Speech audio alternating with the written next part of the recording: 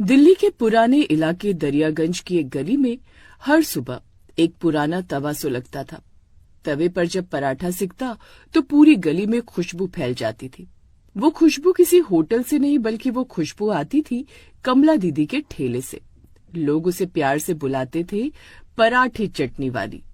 उसकी हरी चटनी का स्वाद ऐसा था कि लोग महंगे रेस्टोरेंट छोड़कर वहीं आ जाते थे।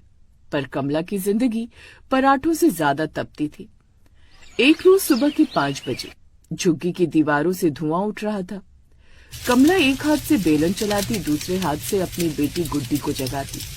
गुड्डी बेटा उठ जा, स्कूल नहीं जाएगी क्या? माँ जरा और सोने दो ना। नहीं बिटिया, जिस दिन तू सो गई ना उसी दिन तेरे सपने भी सो जाएंगे। उठ जा मेरी लाडो, अब तू ही तो मेरी आखिरी उम्मीद है। अपनी माँ की बात सुनकर उसकी आंख खुल जाती है। फिर हाथ मुंह धोकर वो उसके बालों में तेल लगाती है। चल अब जल्दी से तैयार हो जा, फिर मैं तुझे स्कूल छोड़ते हुए काम पर निकल जाऊंगी। 8 साल की गुड्डी अपनी माँ की बात सुनकर स्कूल के लिए तैयार हो जाती है। ये ले अपना टिफिन रख ले। क्या दिया है माँ? पराठा और चटनी। मुझे बहुत पसंद है माँ। अब वो अपने पुराने से ठेले पर एक तरफ थोड़ा सा सामान रखकर और एक तरफ गुड्डी को बिठाकर स्कूल तक छोड़ने जाती है। झोपड़ी से घर तक का सफर वो आधे घंटे में तय कर लेती है। अच्छा गुड्डी, खूब मन लगाकर पढ़ाई करना। माँ वो हाँ बोलना गुड्डी, क्या हुआ रे? तू उदास क्यों हो गई? वो मैडम कल फीस भरने के लिए कह रही थी। चिंता मत कर गुड्डी, मैं कुछ न कुछ करके 1-2 दिन में फीस भर दूंगी तेरे। घबराई हुई सी गुड्डी स्कूल के अंदर चली जाती है और कमला अपनी थैली लेकर सड़क की ओर चल पड़ती है। फिर कुछ देर बाद ही वो सड़क किनारे पहुंचती है। पुराना तवा, टीन की बाल्टी में आटा और 2 छोटे डिब्बे, एक में हरी चटनी दूसरे में लाल। चल कमला, आज थोड़ी ज्यादा बिक्री हो जाए तो गुड्डी की फीस भर दूंगी। अब कमला अपना ठेला लगा लेती है। कुछ देर बाद उसके पास से गुजरता एक रिक्शे वाला आवाज देता है, कमला दीदी आज क्या बनी चटनी? हरी धनिया पुदीना वाली, राजू जो तुझे बड़ी पसंद है। तो 2 पराठे दे दो दीदी, पेट तो आज तेरा ही पराठा भरेगा। अब कमला पराठा सेकती है। तवे पर घी की सौंधी खुशबू और चटनी की महक से गली महक उठती है और धीरे धीरे कर लोग उसके पास आने लगे, जिससे उसे थोड़ी सी कमाई होने लगी। ऐसे ही उसे सुबह से शाम हो जाती है। चलो शुक्र है, कम से कम गुड्डी की फीस भरने लायक पैसे तो जमा हो गए। अब कल ही स्कूल जाकर उसकी फीस भर दूंगी। सारा दिन पराठा सेकते सेकते खड़े खड़े कमला थक गई थी। शाम को थकी हारी वो घर लौट आती है, जहाँ गुड्डी किताब लेकर घर में चुपचाप पढ़ाई कर रही थी।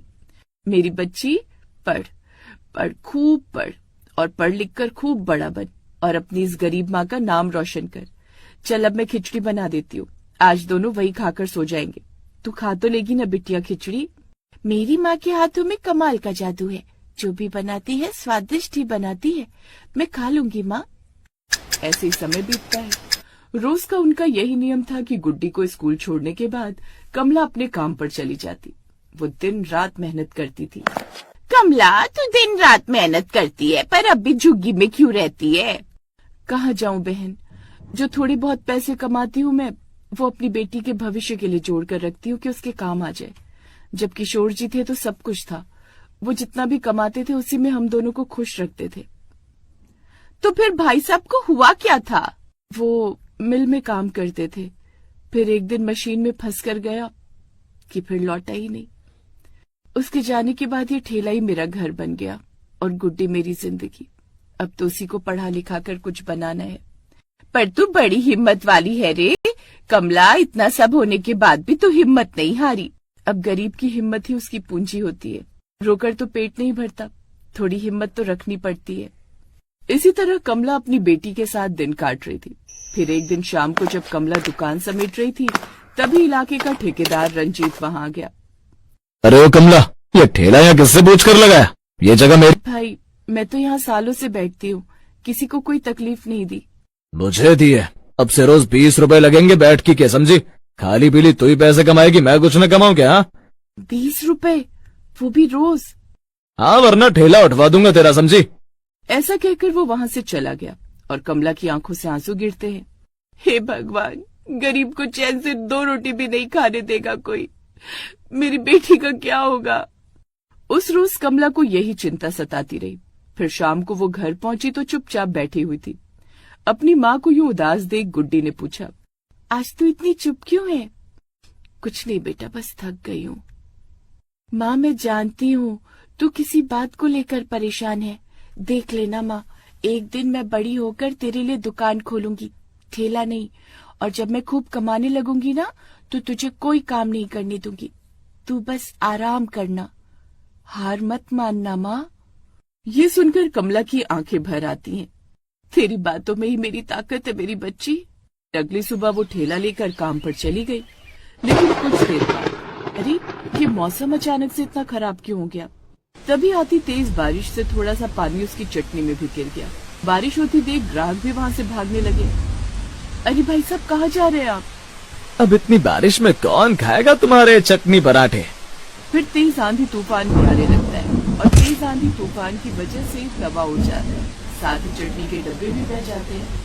अरे मेरे भगवान, ये क्या कर दिया तूने। तभी वहाँ से गुजरता एक नौजवान अर्जुन, जो कि एक सोशल वर्कर होता है। अरे ये क्या हुआ?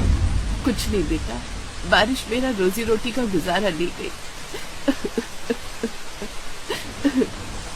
आप चिंता मत करो, मैं कुछ करता हूँ। कमला बारिश में बुरी होती है।